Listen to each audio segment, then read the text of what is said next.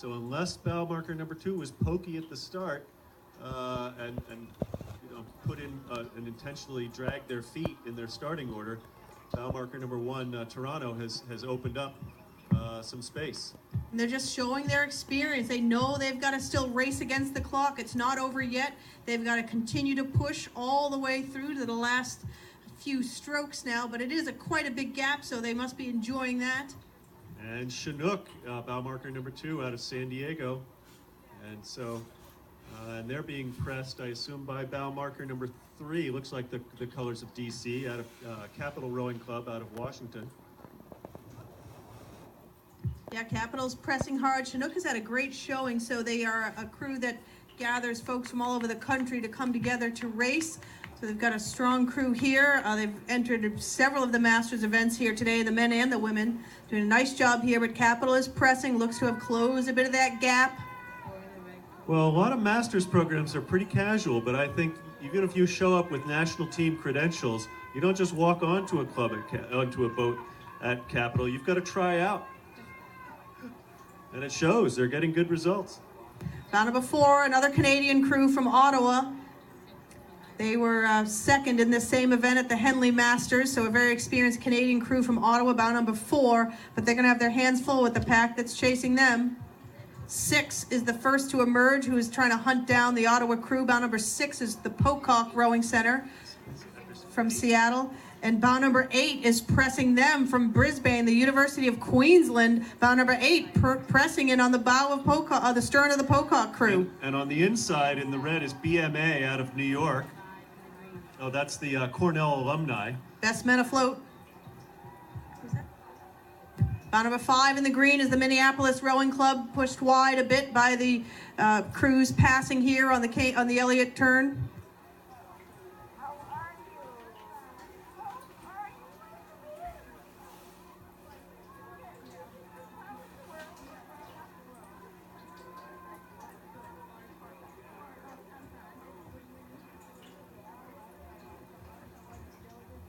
And on the outside is local favorites, CRI. Yep, so, and they've been pressed to the outside by Willamette Rowing Club out of Portland, Oregon.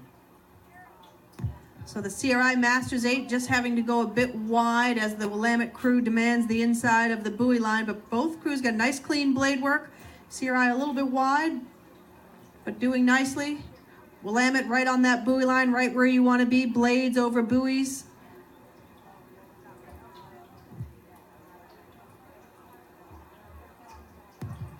And now CRI, after being wide, is now like back on even terms almost. Very skilled there, the Willamette bow seat, which is a port seat, took a little air stroke, probably on purpose, just to help her coxswain get around that bend. They want the buoy line. The port bow had to ease up. Usually a starboard bow is what you want in the head of the Charles, so they had to make some adjustments there. CRI charging, now trying to gain back a little bit of ground. You can hear people cheering for CRI. Red on red, right through the arch. I know what you're talking about, Ellen, as a bow man who's rowed this race in a sweep race a few times. You're on death's door, but that coxswain says, "You need to give me 10 or we'll hit the bridge." All right, and bow number 11 is from East Bay. That's Oakland, California crew. Nobody in front of them. They're in the high-vis hats there. East Bay, Oakland, California. Abby Resnick, Denise Martini, Jolie Krakauer, Annie Mudge, Carla Jordan, Erin Griffith, Christina Jenkins, Stella Cydia, and Pauline Velez from East Bay.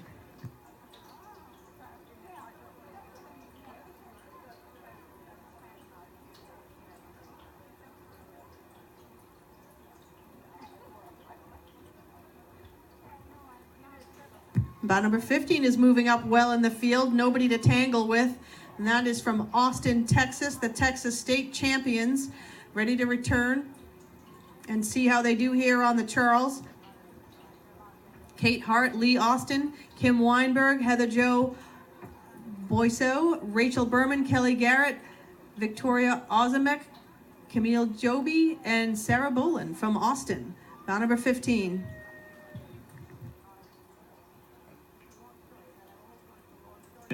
And coming around the bend now is bow marker number 13, which is ZLAC out of San Diego, California. ZLAC is celebrating their 125th year. This is a special boat they've put together as it's the oldest women's club in the world. They hope to win an automatic bid for their 126th year. For the Charles, that is. We got a big pack coming up next. Bow number 12 is the first to emerge from Quinsigamond Rowing Club out in Shrewsbury, Massachusetts.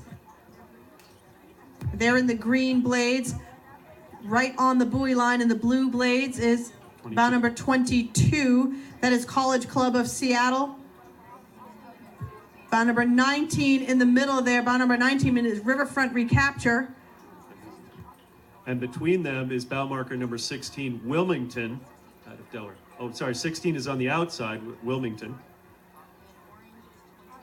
And on the inside, in the orange, is the Fat Cat Rowing Club, bow marker number 21.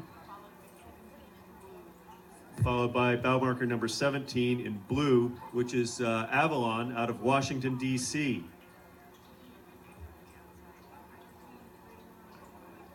And bow marker number 14 in the white caps and the blue blades is Greater Lawrence. And bringing up that group in the signature orange colors is Albany Rowing Club. Well, this is a fantastic battle out in front. We've had bow number 12 having to ease off on the port side to make the turn. That's Quinsigamond having to make the turn. Little contact with Fat Cat and bow number 19, Riverfront Recapture. Everybody looks pretty clean right now, though. Bow number 17 sneaking by. That's Avalon in the Empauker.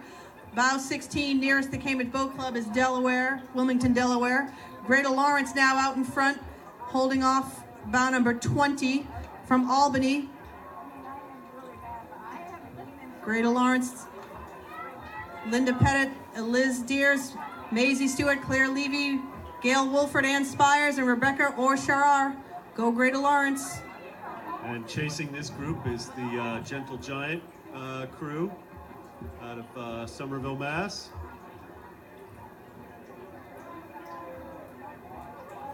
We've got some Giants fans here on the Cambridge Boat Club deck. Let's go, Gentle Giant. Friend of the regatta, friend of community rowing, friend of all your moving needs, Gentle Giant. Friend of my back. I've hired them for my last 2 moves.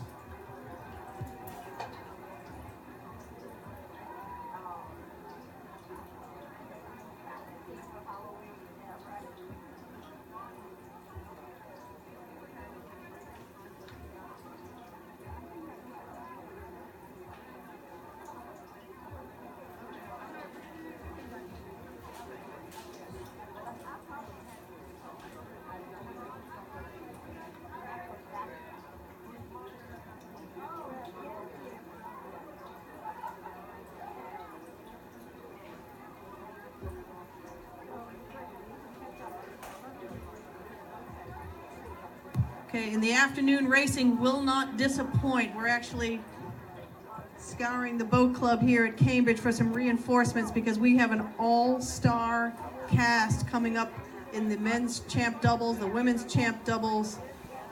We've got a very exciting afternoon and we don't want to miss any of the big names. The men's champ doubles will be up next. It's the course record held by the Sinkovics. Croatian double in 2014.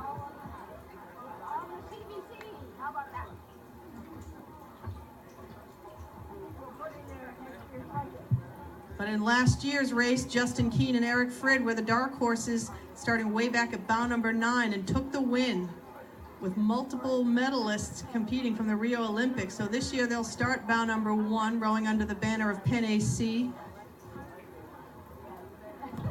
And they'll be chased down, no doubt, heartily by the Skibbereen crew of Gary O'Donovan and Paul O'Donovan, just returning from the 2017 World Championships in Sarasota.